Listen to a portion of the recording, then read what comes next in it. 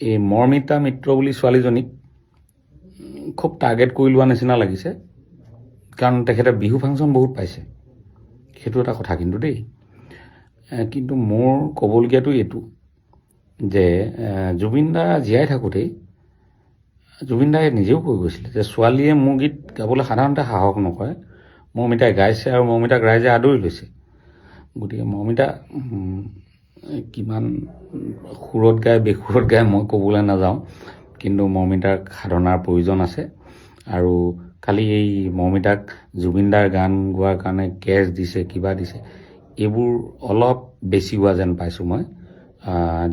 যিহেতু তেখেতে মানি লৈছে, ক্ষমা খুজিছে ৰাজহুৱাভাৱে। জুবিন দাৰ কণ্ঠৰ অধিকাৰী কোনো হ'ব নোৱাৰে, গতিকে শ্ৰদ্ধা জনাই গান গাইছে, ধুনীয়াকৈ গাবলৈ দিয়ক। বেছি অশান্তি কৰিলে শিল্পীসকলে দিগদাৰ পাব নহয়, ভয় খাব। জুবিন দাই যেতিয়া ভূপেন দাৰ গান গাইছিলে, জুবিন দাক সাংঘাতিক সমালোচনা কৰিছিলে। জুবিন দাই যেতিয়া জয়ন্ত হাজৰিকাৰ গান গাইছিলে, জুবিন দাক সাংঘাতিক সমালোচনা কৰিছিলে। কিন্তু জুবিন দা নীলকণ্ঠ আছিলে, জুবিন দাই এই আলোচনা সমালোচনা বুকুত সামৰি ল'ব পাৰিছিলে। কিন্তু সকলো জুবিন গাৰ্গ নহয়, ভয় খাব।